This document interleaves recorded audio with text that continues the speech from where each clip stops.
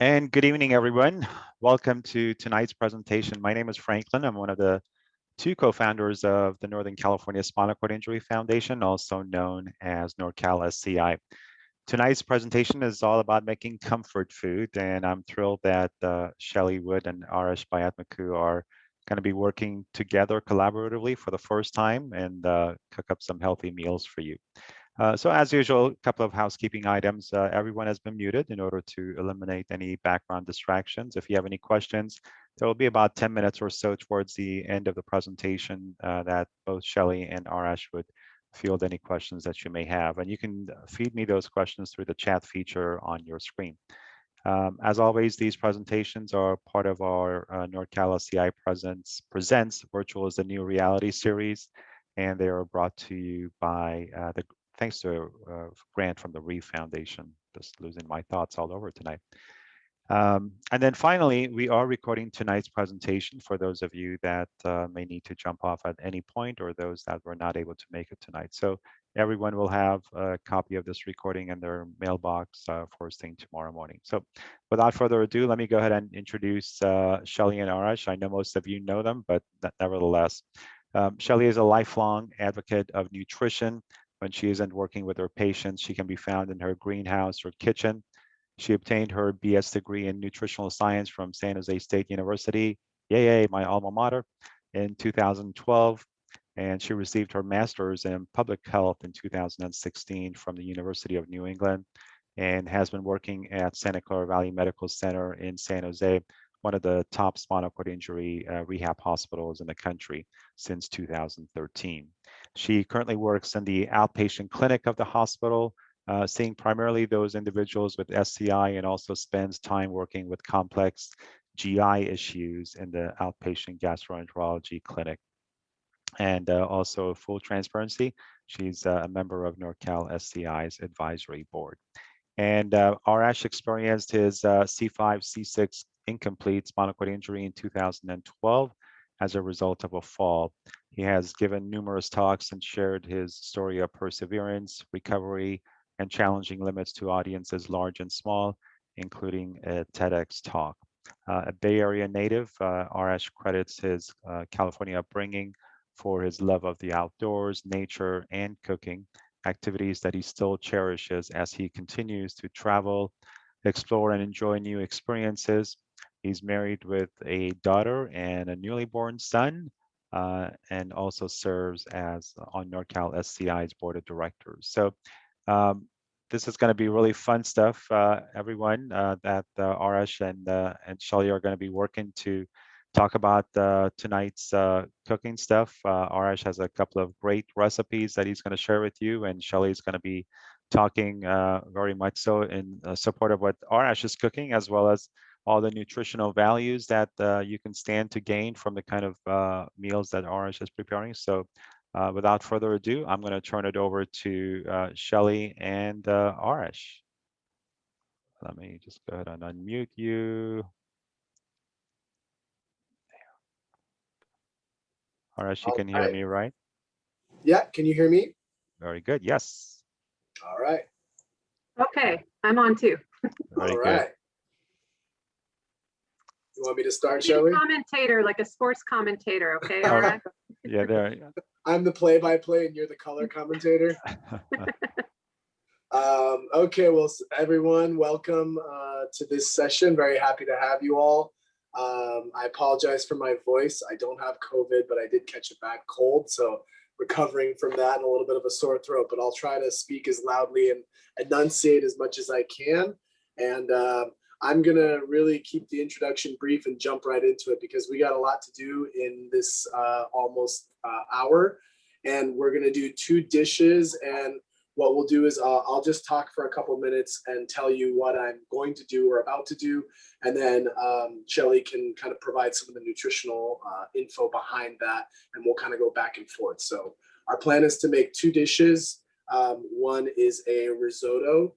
The other is a hearty soup, like a minestrone style vegetable soup. It feels like summer right now, but it is still technically winter. Our goal was that this would be more comfort foods. So when the weather cools down again, then these will be extra special and useful, but go along for the ride with us for now. So a couple quick things I'll say, and then I'll jump right into it and pass it to Shelley is one reason I chose risotto is that it's a really fun thing. Most people like it. It's an Italian rice dish that I've yet to meet many people or any people who don't like it. But I think people think it's really hard, or there's a myth that you need to stir for 20 minutes nonstop, and that's just totally not true. So I'm going to crush that myth tonight and show you a very simple mushroom and pea risotto. As always with all my recipes, this is just a framework. You can put in whatever vegetables you want. I always like to eat in season. So in the springtime coming up, you could do it with asparagus. In the summer, you could do it with zucchini and tomatoes and eggplant or whatever. It doesn't matter.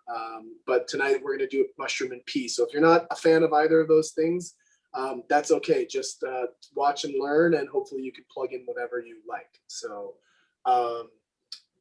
I am, let's see, I'm going to start, and I'm going to turn the camera around now.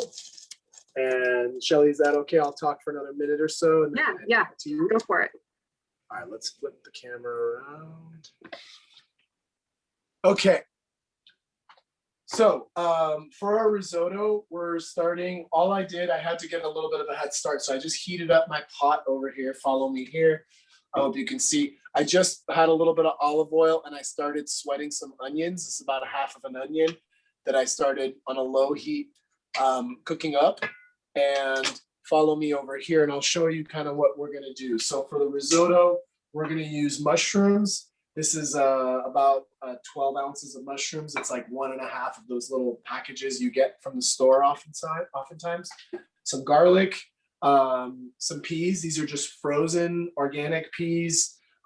This is a very easy way to get inexpensive but good quality stuff into your food. Good vegetable. It's frozen. I just rinsed them and drained them a little bit. They're still pretty hard and you wouldn't want to eat them right out of the bag, but that's okay. That's why we're putting them into the risotto. And then for the risotto, I'm not going to use any butter. I'm not going to use any cream. You don't need to do any of that. But I am going to not have it be totally plant-based. I'm going to show you a little trick with Parmesan rind. So a little trick in not wasting Parmesan cheese. So I am going to, I got the onions in there. I'm going to add my garlic and add my mushrooms. And I'm just going to cook those down for the next few minutes. And I'm going to pass it to Shelley and I'll have her talk through some of the nutrition. Okay. So I'm actually going to give a little background of risotto. It is Great. Italian. So the word risotto comes from riso, which is rice in Italian. It's based out of northern Italy. It's usually cooked with broth until it reaches a really creamy consistency. So we'll see Arash do that. It is one of the most common ways that Italians cook rice in Italy. And it's, interestingly enough, the first course in many Italian meals before the main course. So they'll eat risotto first and then later on, hours later, have their main course. The first actual risotto recipe that was identified was dated all the way back to 1809. So risotto has been around probably much longer than that. Heavy hitters, basically what Arash said, the heavy hitters are the mushrooms and the peas as far as nutrition is concerned. Mushrooms, very nutritious, have been used actually as medicine for thousands and thousands of years. They are rich in antioxidants and anti-inflammatory and anti-cancer properties. I've talked a lot about mushrooms in my prior presentations. They're used all over the world by chefs to create what is called umami, which is an amino acid called glutamate that's also found in savory dishes that have cheese and fish and meat. So mushrooms are an excellent substitution for that special rich flavor that you're looking for in your recipes. Obviously, they're not a plant, but they're a fungus. And there's more than 10,000 kinds of mushrooms in the world that we know of. Unfortunately, we only eat a handful of them. but there's many more. So multiple nutrients, B vitamins, vitamin D, phosphorus, selenium, copper, potassium, the list goes on and on. The varieties that we buy in the stores are not commonly high in vitamin D. I know a lot of people think that mushrooms are high in vitamin D, and they can be, but they have to be grown in UV or sunlight in order to contain that vitamin D. So the store-bought ones that we buy are generally grown in the dark, so they don't have a lot of vitamin D in them, but wild mushrooms are super full of vitamin D. That is one excellent way to get vitamin D besides the sun is to eat wild mushrooms or mushrooms that are grown in a UV environment. Peas, that's the other big nutritious factor in this risotto that Arash is making. They are super rich in phytonutrients, fiber, and they have some protein. So peas are generally about 7 grams of protein per cup. They have been linked to reduced stomach cancer and type 2 diabetes risk. They're low fat, but they also have a rich source of omega-3 fatty acids in the form of alpha linoleic acid. So they have some fat in there, and the fat that they have is actually very nutritious. They also have high vitamin K. If anybody is on blood thinners, having a lot of peas would probably not be a good idea. And they have manganese, thiamine, copper, and fiber as well. Arash, do you have anything to add? Hey, Perfect Arash, timing. we have a quick question. What is the name of that mushroom product that you talked about that you're using? I'm just using brown mushrooms. They're called brown cremini mushrooms. Okay. You could just use your regular white mushrooms as well. These are just like the most standard, find them at every grocery store mushrooms, nothing fancy. I just cut them into like 6 or 8 pieces per mushroom. That's it, nothing fancy. Very good. Thank you for the questions. Keep them coming. So I'm going to jump in real quick and talk about rice. So one of the biggest things that can make your risotto, be mediocre versus really great is the quality of the rice. Most of the risotto rice out there is called arborio rice. That's a type of Italian rice. That's the most common one out there, most of the grocery stores. It works fine. There's nothing wrong with it. I do think finding a slightly better rice makes the risotto a lot better. And the difference is that at the end of it, if anyone's eaten risotto, you might know what I mean. Arborio rice can be a little gummy and sticky, whereas a rice like this the grains separate a little more and it absorbs the flavor really nicely. So I'm using a rice. This is the brand, don't worry about that, but this is Carnaroli rice. There's only like really 3, maybe 4 kinds of risotto rices available in the US. And even in Italy, there's not many more. That's kind of it. So there's not like an infinite number of types, but this is the next most common you can find. If you have like an Italian market or even like a more specialty, maybe even Whole Foods might have it. I don't shop at Whole Foods, I don't know, but I would really recommend getting something like this. So this is Carnaroli rice. If you can't find it, you can use arborio rice, no problem. And the next step, I'm in just kind of sauteing my mushrooms. They're releasing some of their juices. You can look in here and see all the liquid in here is just from the mushroom's natural liquid. So what I'm going to do, I have a 1.5 cups of rice. This is easily going to feed a few people. I'm just going to put my rice in right now. And this step is really important because right now, the rice is absorbing all of those nice juices that you saw from the mushrooms, and it's kind of starting to toast. And a good risotto recipe, of which there are many bad ones out there, I will say, a good risotto recipe will always tell you have to toast your rice for just a minute or 2 before you start adding liquid. Now you're wondering, and I know Shelley's going to talk about peas in a moment, I'm not adding the peas for a while. The peas only need like 3 or 4 minutes to cook. Those are frozen. They're already pretty much, very almost cooked already. So those aren't going to go in until the end. So really, the next step is I'm toasting my rice. This is a great time. I'm not going to do it because I'm a little sick, but if you have a bottle of white wine open, hey, this is the best time. After the rice toasts for 1 or 2 minutes, add about 1/2 glass of white wine to deglaze the pan. It's called. That's basically means you're scraping up all the stuff on the bottom. So that's a very typical part of a risotto recipe. If you don't have wine or you don't drink, don't worry about it. I'm not going to do that tonight. I'm just going to use a little bit of water instead. So for the next few minutes, I'm going to toast my rice. I'm going to add a little bit of water to release some of these juices. And then the process begins of the risotto, which is to start adding vegetable stock. I'm using vegetable stock because we're making it mostly plant-based. I'm using this Trader Joe's low sodium. I talked about this in a previous session. Always get low sodium broth because they tend to add a lot of salt to the other ones. So I like to season my own food. So low sodium broth. And all I'm going to do is I'm going to cover the rice with broth, and I'm going to stir, and then I'm going to wait. And as soon as the liquid starts to go down to the level of the rice, I'm going to add more broth.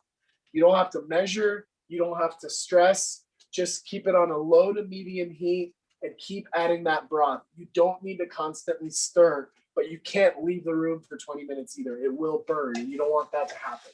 So right now my rice is toasted up nicely. I'm going to add, actually, I'm not even going to do water. I have my broth. I don't know why I said that. So I'm going to start with the first batch of broth. And this first batch is going to be a lot because I have to kind of get it all going and cover the rice. And in a moment I can pass it back to Shelley. So yeah, this is all I'm doing right now. You see, I used kind of a lot of broth this first time.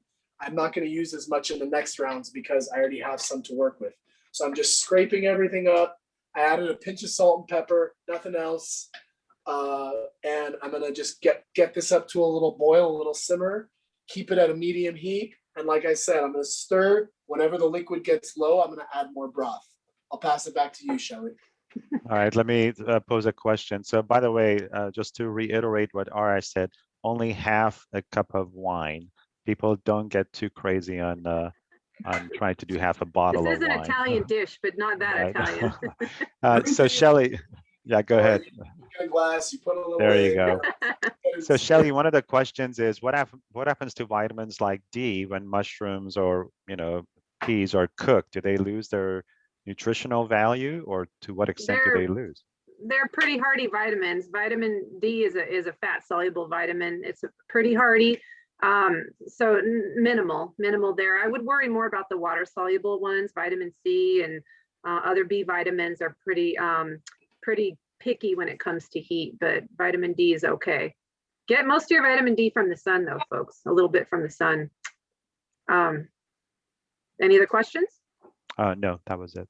So I have to say, I'm actually learning myself right now because I've never used carnaroli rice.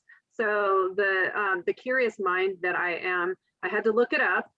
It is a medium grain rice. It's grown in where else? Northern Italy. They've perfected this. Usually used to make risotto, one of many different kinds of like I don't know. I'm sure they have a bunch of different risotto rices in Italy. But anyways, I looked it up. One thing I want to mention about this rice and pretty much all of the risotto rices, they are not super high in fiber because they're kind of stripped of their bran and their germ. And so they might be fortified with some B vitamins, but they're not a high fiber food. The fiber that you're going to get from this dish is straight from the mushrooms and the peas.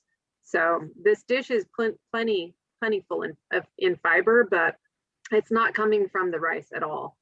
The rice is just kind of like a vehicle for the other nutrients. So how much fiber does it have in terms of the consumption amount and versus the ideal amount that someone should? I would say somewhere around 6 to 8 or so grams of fiber, maybe per serving, depending on what your serving size is. And can you remind everyone how much fiber sort of intake is ideal? Most individuals, they're about 30 grams, 25 to 30 grams. And I will say most people get probably 10 to 15 grams on average, unless they follow a plant-based diet. And then, I don't know, I'm a little wild with my fiber. I'm at about 75 grams on average, but that's a little wild. I'm right there with you. I got used to it. It took time. Can I say a quick word about my little trick here? So I'm straying from the full plant-based for a moment. This is one of the rare non-plant-based things that I do eat in my diet. I just love Parmesan. And I mean like real Parmesan like this, like not the pre-grated kind.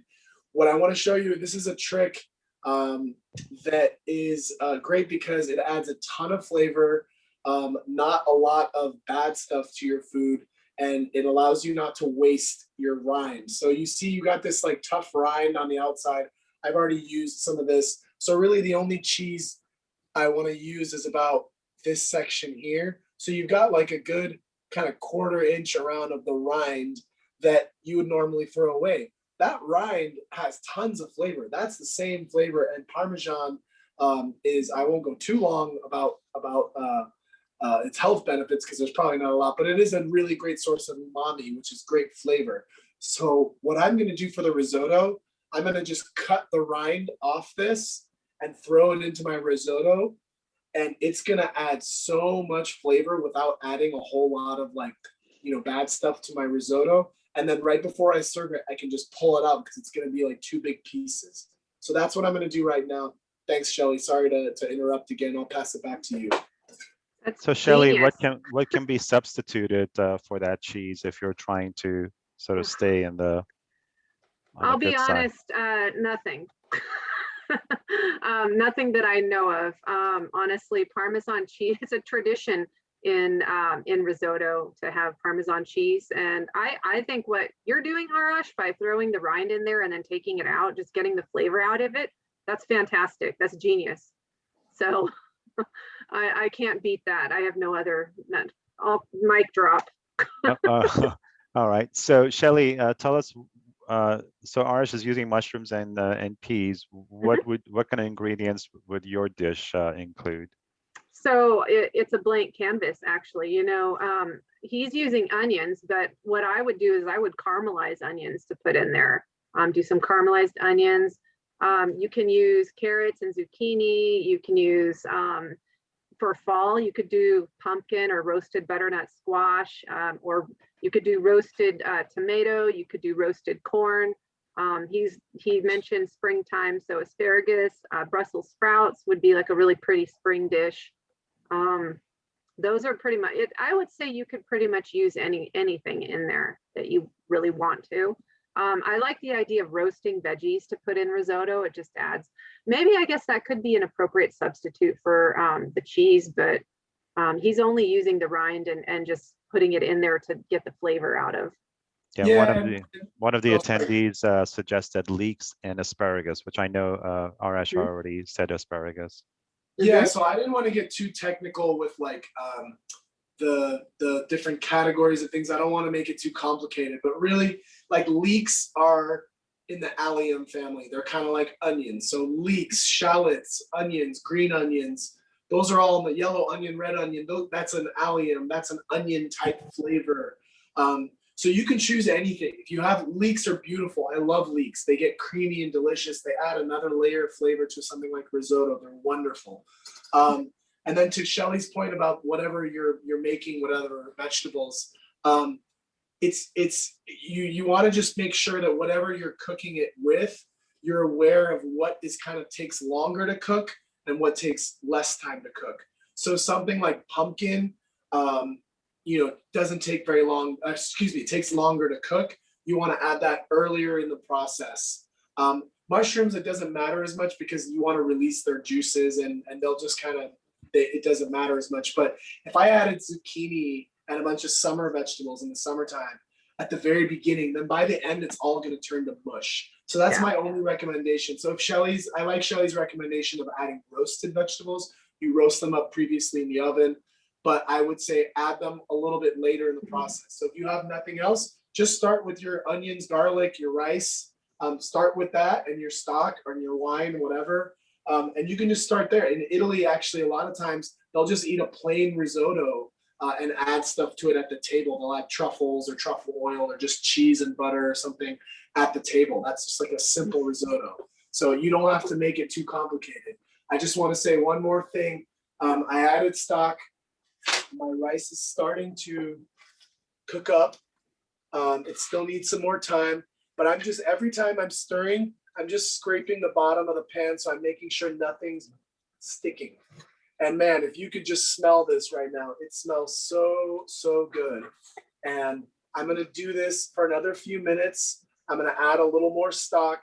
I'm going to still wait on my peas, but I'm just going to keep an eye on this and keep this cooking and pass it back to you, Shelley, for the next few minutes. Any questions, Franklin? I'm at the end of my knowledge sharing on risotto. Yeah, but can you wipe the drool off your face, please, Shelley? Oh, sorry. Every time I watch an Arash presentation, I get hungry. So, and Franklin says, you're always hungry. So in terms of seasonal ingredients, what would you suggest for sort of winter sort of seasons, that ingredients that could be substituted for mushrooms and peas? Any other stuff? I would say, well, like Arash said, you know, seasonal is great, but you know, your peas, they're in your freezer, so you could, you don't have to wait till winter for that. But you can do, I would do like a hearty or squash or something like that in the winter time. Carrots and celery are always great too. Okay. And Arash, how long would that risotto dish take to make, do you think, from start to finish? It's going to be done before we're done with our session. So although I'm going to transition in a few minutes to the soup, this is going to finish off, and you're going to see that it's going to be finished in, I want to say maybe 10-ish minutes. It's hard to say, but yeah, it's again, the fallacy of you have to sit at your stove and watch it. It's not true. I think people get scared of making risotto because they think it's this like complicated thing. You see, it's all just, I'm just looking at the liquid, making sure it's got enough liquid, making sure nothing's sticking to the bottom, which, see, even just after a couple of minutes, it wants to start to a little bit. But this will be ready in probably 10-12 minutes, definitely before we're done with this presentation. Okay. So I'm going to add a little more stock, keep stirring, and then pretty soon I'm going to start with the soup. So yeah. Shelley, I did some, yes. that question is being asked, how many calories would you estimate that sort of dish that Arash is serving to It have? depends on how much you're eating, truly. I like would a say serving. a serving size, maybe a cup if you're going to have a meal out of it. Probably 300 or so calories. Okay. I would say in there. It's low fat. I would say probably about 300. Yeah, remember, folks, when the reason why I like to make risotto at home is when I eat risotto out at a restaurant, and this is at like a fancy restaurant, a not fancy, they add so much butter and cream to it. And to me, all I can taste is that, and I don't like it. And whether you're plant-based or not, I just don't like the flavor of the food hiding behind all of that fat. So the reason why, and I could have easily kept that Parmesan out, as you see, and it would be a vegan plant-based risotto. So, you know, again, everyone thinks you need all this cream and butter to make a creamy risotto. You don't. The most important factor in a creamy risotto is the rice. If you can get your hands on carnaroli rice, it does cost another $1 or $2 more for the package, but that will, and you do the process right, and you add the stock and you do what I'm doing, you will end up with a creamy risotto. You don't need all this dairy and all this stuff. And like, you know, you eat risotto in a restaurant, it's salty and it's creamy and it just sits in my stomach. I never like the way I feel. So I love making risotto at home. It's also, Shelley and I talked about this when we were kind of brainstorming about the menu. Risotto is also a really good thing to make for people who don't have super wide palates. So I've made this for family and friends who don't like anything, or don't like spicy food, or don't like Asian food, or don't like Mexican food. I'm like, all right, I'm gonna make you a risotto. Do you eat mushrooms? Whatever vegetables or whatever you like, I'll make you a risotto. It's a very people-friendly, people-pleaser type dish. So. Okay. And I just want to add that restaurant risottos are like 800 calories probably per dish because of all that added fat. They're tremendously high in saturated fat, not healthy at all. Okay, so we have an engaged audience here today. Ooh. I want to add one more thing before one time I had leftovers. I added that leftover risotto with a bunch of made a wrap out of it, and it was fantastic. So you can do creative things with leftover risotto. Okay.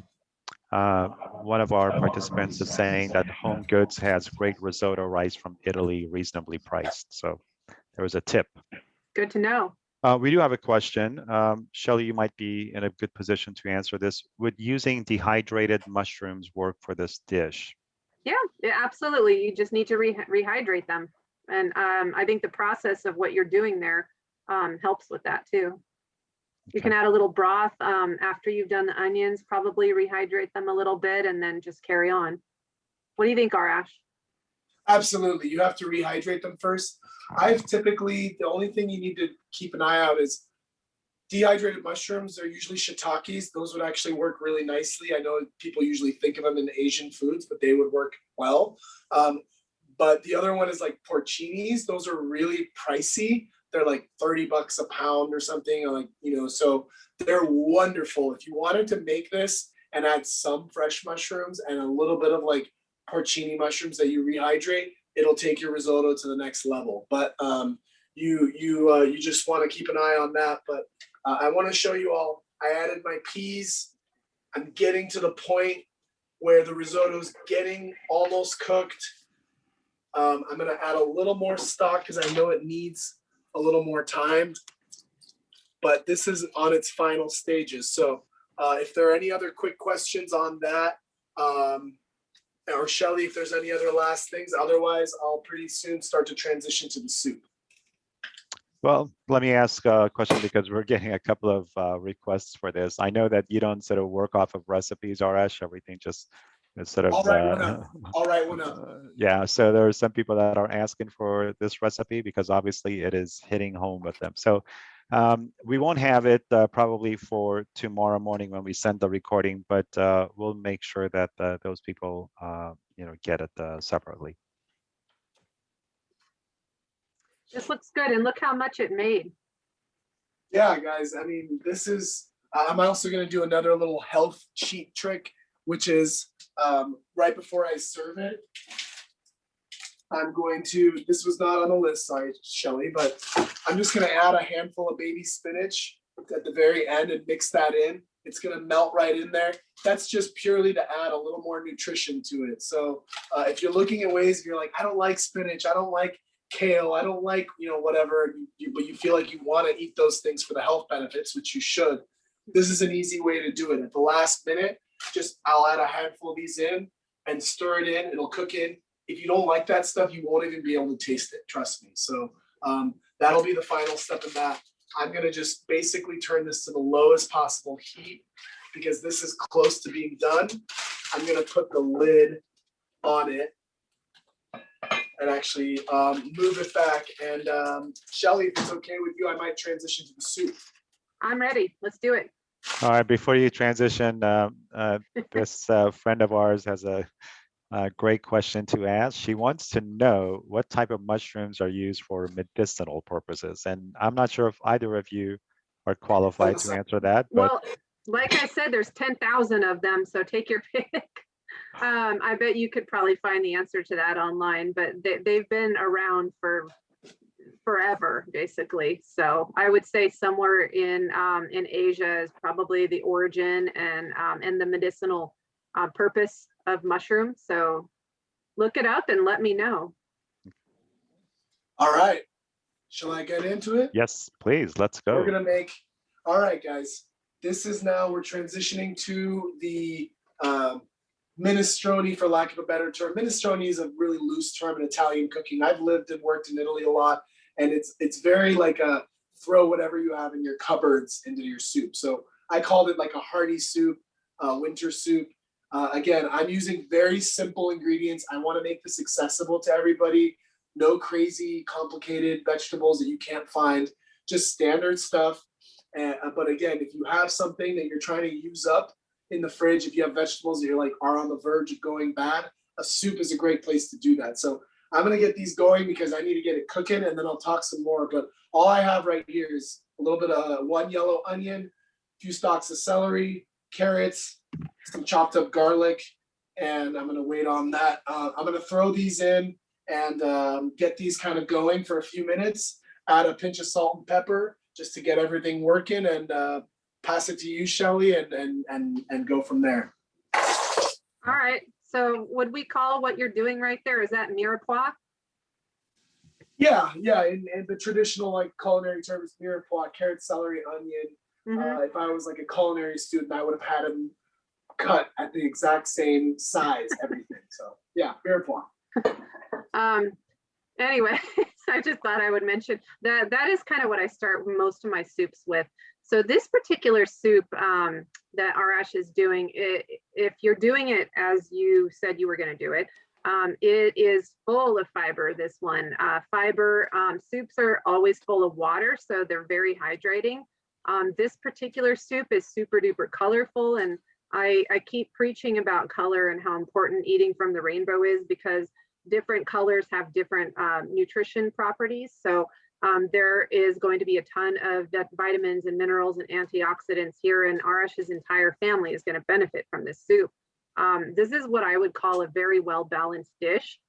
It has all the colors, basically white, green, orange, red. It has protein from beans. It is another blank canvas, big time. So, so tell us, are you sauteing that right now? Yeah, so excuse me. I am sauteing the vegetables here. And this is, if you watched our session on whole grains, this is a great time to use whole grains. I talked about it in my cooking session. But if you have like some cooked whole grains, or you want to try to integrate whole grains, but you don't really know how to, or how to make them taste good, cook up your whole grains and add them to the soup. So I did not have a chance to make my whole grains. I have a 6-week-old son who's driving us a little nuts. So I am going to use some nice organic potatoes, just standard potatoes, skin on. The skins have a lot of vitamins. I keep them on. I just wash them really well. So I want it to be hearty. This is a soup that you want to be able to eat as a meal with maybe a piece of bread on the side. So if you just have like this and a little broth, it's not going to fill you up, you know. So you want like some hearty stuff in there. So I'm going to add some potatoes. I'm going to add, I have like a little bit of like pasta, just like a little package that this isn't enough to like use for, you know, a pasta dish. So I keep like a little bit of this in my pantry for times like these where I'm like, I don't want it to be like a super heavy, just pasta soup, but it's nice to add a little bit there. This is in place of a whole grain. If I were to keep this as healthy as possible, I would have like farro or quinoa or brown rice or wild rice or lentils or, you know, whatever, any whole grain. But right now I've got my vegetables going. I want to show you guys an important ingredient, a simple but important ingredient to make your soups taste really great. And that is diced canned tomatoes.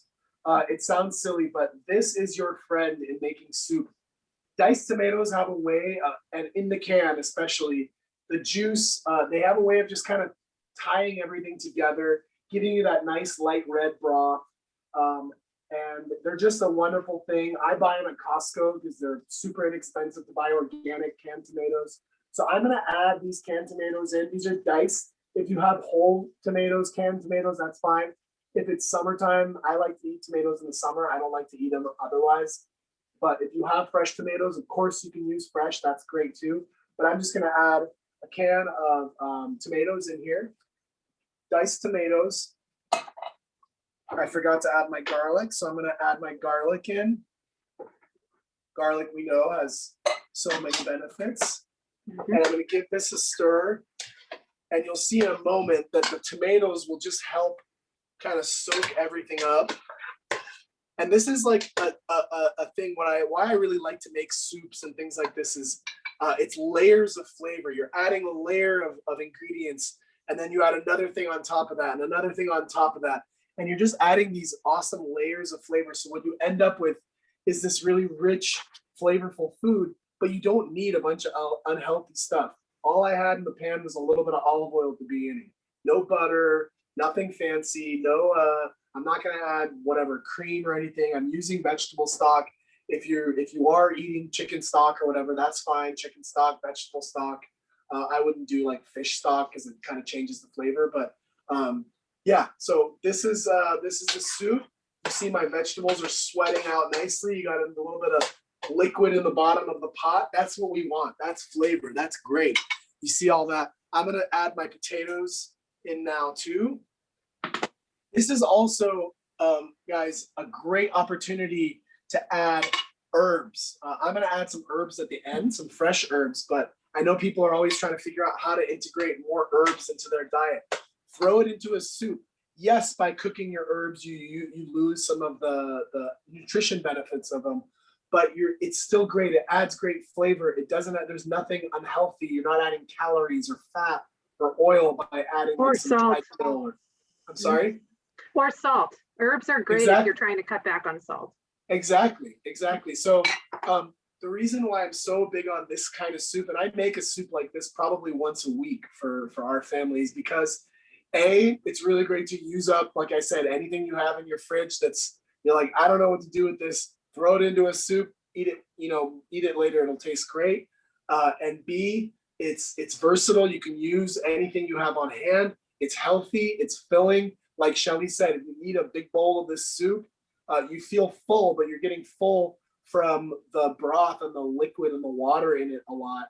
And you'll digest really, really well. You'll wake up in the morning feeling really great and light. And these are some of the dishes that I've learned to make, especially after a spinal cord injury, where I don't have the luxury of being able to eat whatever I want and just digesting and burning it all like I used to. So I have to make things that are filling, but filling with good stuff, so that I can still be a glutton and enjoy my food, because I love to eat, but I don't do anything unhealthy as a measure of that. So I'm going to stir my potatoes in, and I am going to, I'll pass it to you, Shelley, and then I'll talk about the kale I'm adding in just a moment. So sorry, I've been talking for a bit. No, you all good points. I want to add about the canned tomatoes too, and why they're so important in this particular soup. You have a few high iron ingredients. You're going to throw some beans in there, and beans have fantastic iron. So the canned tomatoes have a lot of vitamin C, and that's going to help you absorb the iron better than without it. Having some vitamin C along with any high iron foods really helps you absorb the iron. So if you're struggling with anemia and that kind of thing, that's important. Another thing I want to say about soup is it's fantastic to make a soup like Arash does, excuse me, once a week, because that means you'll have leftovers and you'll be more inclined to eat healthy throughout the week if you have something there that you can just warm up that's healthy and quick. So having a big pot of soup once a week so you can eat off that. I do that myself because I don't like to cook every single day. And so I'm a big meal prepper, and soup is a huge part of what I do in order to make sure that I have access to healthy food through the week, especially when I'm busy. All right. Sorry for yeah, Arash, one quick question. Yeah, one quick question. All right. So someone is asking if what you are making right now could be put over rice or pasta to be served over. So you could put it over rice. I got no problem with that. A lot of soups and soupy type things actually go well with rice, like chili. A lot of, I'm a big fan of chili. I've talked about it in other sessions. Chili goes really well with rice. This could go well too. Remember, I'm going to add a little bit of pasta, and it has potatoes in it. So there is some starch and some filling elements. If you add it over rice, it's going to make it a little more filling, and that's fine. I would probably not do it over pasta. I just think it'll be a little too starchy. But again, you can tweak this however you want. I used pasta because I didn't have whole grains. I really, in normal times, I would probably put like a cup of cooked farro, or like I said, any of the other whole grains Shelley and I have talked about in the previous sessions. And man, I tell you, I mean, if you eat this soup and you eat a bowl, and I mean, you can eat 2 bowls of it, 3 bowls of it. I eat like 3 bowls of this soup, and I feel fine because there's not much caloric content in here, and I'm just filling my belly up with vegetables. So I get full, and then an hour later I digest and I feel great. I go to sleep feeling great. I wake up feeling really light, and I get my fiber. It helps with bowel program, which we all know is so important for spinal cord injury. So these, I love sharing these recipes because these are the ways to almost trick your body into like enjoying the joy of eating a lot of food, because I love eating a lot of food, but not with a lot of calories. So I got to jump in here, otherwise it's going to get too late. I have some kale here, This is just some regular, it's actually Russian kale. I got it in my CSA box. All I did was just chop it up. You can use like the pre-bagged kale if you want. I'm not always a huge fan of that for some things because the stems, they keep the stems on and I like to take the stems off. But if you're putting it into a soup, no problem. Stems are fine. So if you have the pre-bagged chopped up kale that you buy at the store, use it. Put the whole bag in here. It looks like a lot of greens. Don't fret. The greens are good for you. So you see, this looks like a lot. I'm going to add the whole thing in. And you're like, wow, oh my God, it filled up my whole pot. Watch the magic. What's going to happen? There's all this kale. Like, what's going on? This is all going to release its liquid. This has tons of water in it. So it's going to release that liquid. I'm going to add the rest of this stock, vegetable stock. And now it's when it's going to start turning into a soup. Until now, it wasn't really a soup. But I'm adding the rest of that. And I'm done with that. So I'm going to add a little bit of water to add the appropriate amount of liquid and get this up to, be more soupy. I'm going to bring it up to a boil. And then this is, and I know Shelley should talk about this, but you can use kale, you can use spinach, you can use chard, collard greens. Winter, spring, right now is the time for these greens. They're in season. They're so beautiful. They're so fresh. They're so healthy. Tons of fiber. That's Shelley's world. So I'll just say they're delicious, and it's an easy way to eat them if you don't know how to use them or how to eat them. Putting them into a soup is really, really easy. You won't taste it if you don't like the taste of kale. Put it into a soup. I don't think you'll be able to tell that it has the taste that you might not like. So passing it back to you, Shelley. All right. So like you said, we could switch up the greens for any other greens. And then also you can switch up the whole grain. You can throw in all different kinds of whole grains into the soup. You can also switch up the vegetables and do seasonal veggies like zucchini in the summertime. You can do green beans. You can do peas, bell peppers, squash, roasted butternut squash. Again, you could throw butternut squash into there in the winter time if you want to. Cauliflower and broccoli are great. Smaller amounts if you're prone to stomach issues. But cooking them in soup is better than raw for sure. So Shelley, what did the addition of kale do to that dish in terms of the nutritional Okay, value? that threw a ton of fiber, more fiber, a lot of different vitamins. What else? Vitamin K. Be careful if you're on a blood thinner. B vitamins. I don't have them all memorized, but kale has so many I couldn't even tell you right now offhand. But he just upped the nutrient content of that dish by like 110% right there. Yeah, particularly the fiber, right? Yeah, absolutely. Yeah, I mean, tons of fiber, and he's got the vitamin C in there because there's iron in there too. So this is a dish that's rich in minerals too, as well as vitamins. Amazing. Yeah, no wonder it's called a hearty winter soup, huh? Yeah. Okay, so you just added water. What are you doing water, next? so I had to turn the camera around. Sorry, folks. My son is starting to wake up from his nap, so I lost my camera person. But I promise I'll show you the product in a moment. But all I did was add a little more water so that the pot was full with water. There is actually two other ingredients I'm going to add. Like I said, I had a little bit of that leftover pasta. As we know, pasta only takes like 8 or 9 minutes to cook. So I'm going to wait till the water comes to a boil. Then I'm going to add that in. And that's where if you wanted to use pasta, you can use any shape you want, any size. Little orzos are always really nice in a soup. Or like I said, preferably a whole grain. That's the way to up the ante. So if you think about how healthy this dish is, and if you have a whole grain in here, and I used like a tablespoon of oil at the beginning, there's basically no other fat going into this. This is a nutrient just bomb for you. So, and it tastes great. And so the other ingredient I'm going to add are some white beans. I have the can here. There's your iron and protein. Yeah. So for the protein presentation that we had, we talked about ways of plant-based protein. This is just canned beans. Really simple. I do strongly recommend anytime you use beans from the can is that you open the can, you put them into a strainer, like this one. This is like a metal fine strainer, but even a big strainer will be fine as long as the holes aren't too big. And rinse the beans off. You don't have to do this. The beans are fully cooked.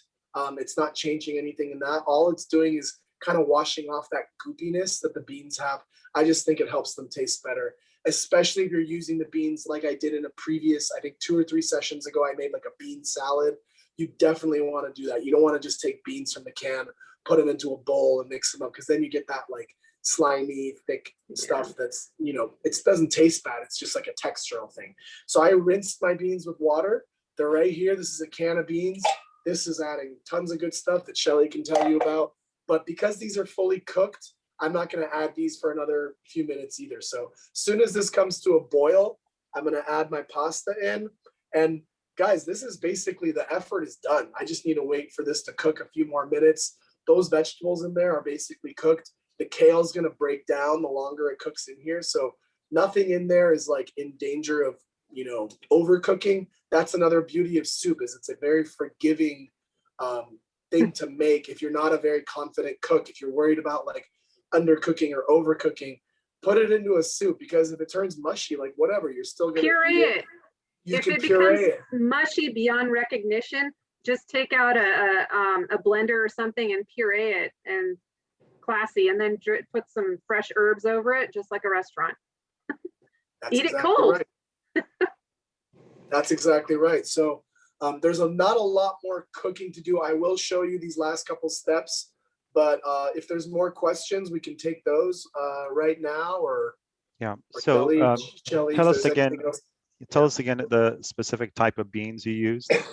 I used they have different names at Trader Joe's. They call them northern beans. You see, where's my camera? There it is. Yep. So Okay. these are just canned.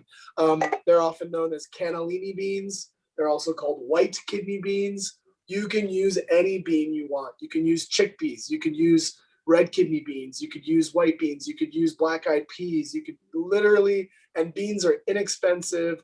They're $1 a can for, you know, probably even less. They're $1 if they're organic. If you want more beans, you can add more. Again, this is a framework. You can tweak this however you want to make it more or less to your liking. But that's the kind of beans that I used. Okay. And we have a question from an attendee. How do you make sure that the noodles don't get too soggy for leftovers? Well, it's a soup. So ultimately, like, the pasta is going to cook in there. It's going to become soft. When you're putting pasta into soup, it's not about being al dente or anything. And no one in Italy who's making a soup that's putting pasta is like, they're strict about being al dente. Italians are very big on al dente pasta, not in a soup, because ultimately it's sitting in the broth. There's no way to not to let it not get a little soft, especially if you eat it the next day. So that's not a big deal. If you're really picky about that, then just make sure you add your pasta right at the end for the exact number of minutes that you want it to cook at. Eat it all right away. Don't have leftovers, but there's not much more you can do beyond that. All right. I have a feeling I know the answer to this. A person is asking if garbanzo beans can be substituted to. I assume yes. Yes. Absolutely. Sounds Those like are my you're favorite saying beans. literally there are no beans that you can't substitute, right? No, and you don't have to use one kind of bean. You can use 3 different kinds of beans, or I mean, they make what, a 10 bean soup or something, or you can use however many beans you want. Yeah. And this is a plug for in the protein session. I think I talked about this, but I'm using canned beans because, again, I'm trying to make it available to everybody. I use dried beans for most of my cooking because they're so, I think they taste better. They're even less expensive. They take a little more work because you might have to soak them the night before, cook them in boiling water before you add them. But yeah, when I do dried beans, I just go in my pantry and look through my jars and kind of whatever I have. I add a little bit of these, a little bit of those, you know, throw them in there and add them all in. You don't need to overthink, just whatever you like, whatever you don't. I know during our protein session, people talked about, you know, making that transition of if you're used to eating a lot of animal products and you're trying to be more plant-based or trying to eat more plant-based products, how do you do it? You don't like the taste of beans. Again, I chose these recipes to show you these are ways to integrate healthy plant-based things into your diet that are easy and enjoyable, and you can hide the flavors. Like you won't be able to taste the flavor that much. So I'm going to add my pasta in right now. We can take some more questions. I want to add one more thing right onto that is if you are, if you do enjoy tofu, or if you want to enjoy tofu, taking some extra firm tofu here, pressing the water out of it and then cubing it into small pieces and putting it into a soup that has a lot of broth and liquid in it. That can be really good, and extra firm tofu can have the consistency like chicken, you know. So if you're trying to cut back on meat and trying to get more plant-based, and you're terrified of trying tofu on its own because you don't know quite what to do with it, putting it into a hearty soup that's full of flavor is a great start. I think I've done this. That's one of my tricks. In fact, that's what I'm having tonight for dinner. All right. A big hearty soup with tofu. Very good. We have a question. So, Arash, I know you put the peas in the risotto already. You sort of quickly did that. The question is, at what point do you put the peas in the risotto? Yeah, so the peas only take a few minutes to cook or warm. So really towards the end. So if I was really getting ready to serve that right away, I'd probably add the peas in 5 minutes before serving. Same goes if I was using asparagus or something like zucchini, something that takes very little time to cook. So I'll show you guys the risotto. I'll show you both of these in a moment. I am going to throw in my beans. I could even wait for these two, but these are fully cooked. I'm going to throw them into the pot just so I can show you how beautiful this is. And I do quickly want to take this moment to talk about fresh herbs real quick, because I'm going to finish both of these dishes with fresh herbs. Again, you can use anything you want from the garden or from your fridge. I'm using a little bit of parsley for the soup, and I'm using some chives for the risotto. It adds a beautiful color. It wakes everything up. A lot of people are really nervous about how to use fresh herbs, so this is a great way to do that. So I'm just going to chop up some of these chives, some of these parsley. I'm going to add them into these pots, and then I'll show you the finished product of these in just a moment. So if there's any more questions, I'm happy to take them while we finish these dishes off. Yeah. So Shelley, you want to talk about chives and parsley? Other than they're delicious and they grow easily in the garden, not much else to say. Again, they're green, so full of phytonutrients and vitamins. So and easy to add to most dishes too. Parsley is wonderful. Chives are one of my favorite herbs. So I like chives and cilantro. Those are my two absolute favorites. What other types of vegetables can you see be added? So another good one to this one, yeah, basil would be really good. Another good one I might add to this that I could have tonight because it's growing outside here in the Bay Area, it grows everywhere, is rosemary. Because rosemary tends to go with like Italian flavors really well. I could even add that in at the beginning. Thyme would go well, oregano, marjoram, all of those herbs, ideally fresh. I don't really like dried herbs as much. I just don't think they have as much flavor, but if you have those, that's fine. But for the fresh herbs, I know people are always trying to find ways to integrate more fresh herbs into their diet, and anything you like, anything you have growing in the garden. These were just in my garden, so I picked these, but anything you want. And like I said, rosemary is a really good one. You could, like I did with the Parmesan, you could just take a stick of rosemary. You don't even need to take the leaves off. Just throw the stick into the soup. It'll just infuse the soup with that beautiful rosemary flavor. And then again, you can fish it out before you serve it, or, you know, I'm not being fancy in my own home. If someone gets the stick of rosemary, they just take it out of their bowl and don't eat it. But yeah, that's basically what else you could use for that. Okay. Yeah, you could turn that soup into kind of a Southwestern flavor too, and put roasted corn and salsa and cilantro over the top of that. Great That would suggestion. be really good. Really good soup. Black beans, tomatoes, corn. Yeah, take it in that direction. Think of the flavors you like and just kind of those ingredients and go in that direction. Mexican food likes, there's tomatoes and corn and that kind of thing. Oh, go that way. Or if you want to go in a different direction, if you want to go you know, with a different set of ingredients or something. You can, again, You can go as always, my Indian with a curry recipes, flavor and you garbanzo can do beans. curries, you could add lentils, you could add like lentils with potatoes and spinach, making an Indian flavor curry, soup, excuse me. So yeah, this is easy stuff. Okay, we have a question. Could you make the risotto in a slow cooker? I never have. I probably wouldn't, because there's still the danger of, by not stirring, you have the rice on the bottom that's getting more cooked.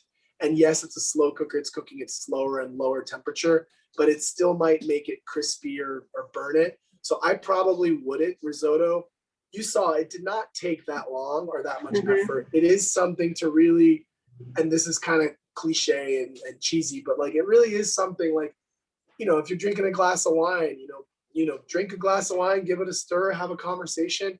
It takes 25 minutes and it's cooked. So I would probably not do it in a slow cooker. On the flip side, there might be some recipes for an instant pot or pressure cooker that you might be, but I don't think you're going to get the quality out of an instant pot that you would hear. I think with a pressure cooker, there's more steam and more moisture involved inside. So it might give you something, but I don't think you're going to get the quality that you would want. So can I turn my camera around real quick and show you guys kind of the close to end product? So, oops. Sorry about that. Okay, so here's my soup. Let's see if I can do this by myself. All right, so there's my soup. I'm going to stir it up. You see Beautiful. That? You got your beans, you got your celery, you got everything's cooked so nicely. You got that kale cooked down. I could have added more kale, honestly. I probably would, because I love just having all that kale. And this is how the pasta still needs a few more minutes to cook, but you saw how easy that was. This is just, soups are easy because you just kind of put them all into the pot. And that is absolutely something you can make in a slow cooker or in an Instapot. So now let me take you over. Let me just move this so I don't burn myself. So here is the risotto. Wow. Check that out, guys. That's how beautiful is that? And that's, I would say that's a little bit dry. So I might still, before I serve it up, add a little more stock or water to it and maybe give it another couple minutes to cook. But the reason I used that carnaroli rice is exactly that, is because you see how the grains are kind of separate still. They're not all clumped together. And that's what you want, a good risotto. That's what you have. And at the end, I'm gonna add, actually I'll do it right now, some chives for the color. There you go, some beautiful chopped chives.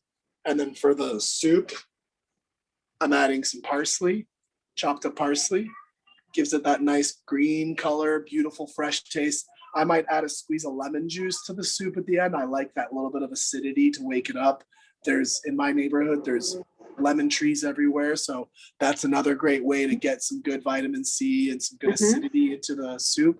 And but the risotto, as you can see, it's done. I turned the heat off 20 minutes ago. That's been done for a while. The soup's going to be done in just a moment. So that's kind of the finished product there. I'll turn myself back around. Those are beautiful.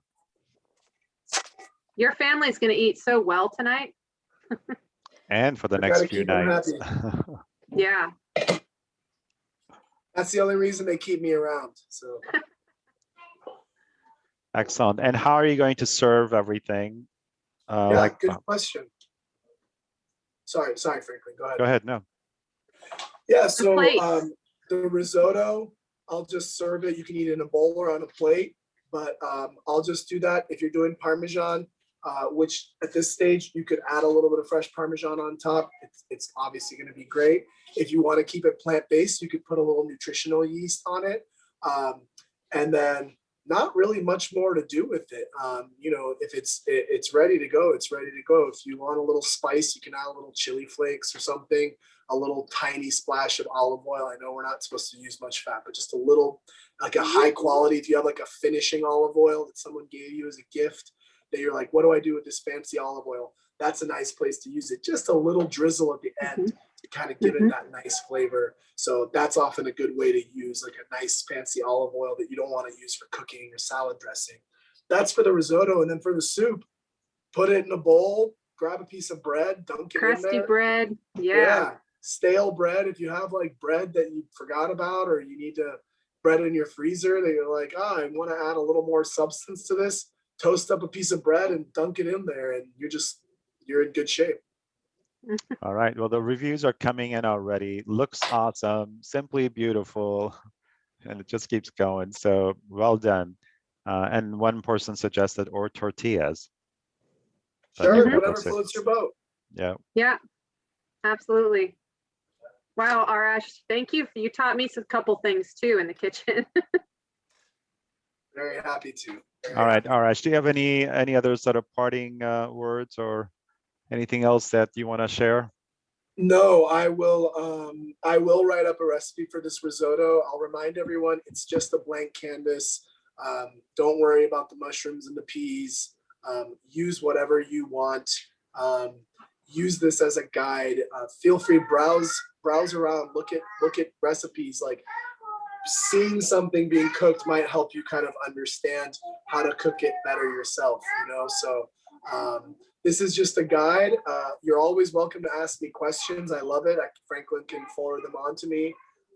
But yeah, get cooking, and make these foods, and watch how fun it is to eat hearty, satisfying, delicious meals that fill you up and are super healthy. You guys saw from start to finish, in 1 hour, we made all this food. I could feed 8 to 10 people right now with this, and this was not that much work. So that's my parting thought. Thank you for bearing with my terrible voice. I'm gonna go drink some more tea. But thank you. And Shelley, you look like you're in like a mid. I know, the sun went down on my face. There was a window in front of me and it just kind of set. So thank you so much, Arash. That was super fun. And you gave me some great ideas too. I always learn from you. Likewise. Likewise. Thank you to both of you. This was a lot of fun, just the whole interactivity and especially engagement with the audience. So this was really, really nice. Thank you, Arash, for being so brave and just not letting your voice or the challenges with your extreme voice get exhaustion. in the way. So thanks for and Franklin, hanging in we're there. going to do more of these, aren't we, Franklin? Yes, we are. So thanks for reminding me. If people like this, then there will be more in the future, right? Yeah, indeed. So we're going to be doing these every other month. So next month, Shelley is going to kind of go back to focusing on a particular topic, as would Arash, and then the following month we come back, and the two of them again are going to collaborate. So, so we think you're going to enjoy this sort of cooking right in front of your eyes, and also learning about the nutritional values that what is being cooked brings to you. And thank you. So everyone, once again, we'll send the recording of tonight's presentation to you tomorrow morning. And when Arash is able to get me the recipe, we'll send that to you separately for both dishes. Thank you both, Arash and Shelley, and thank you for everyone tuning in. We hope you enjoyed tonight, and have a good night. Bye. Okay, bye-bye now. Enjoy your dinner. Yes. Bye, Arash.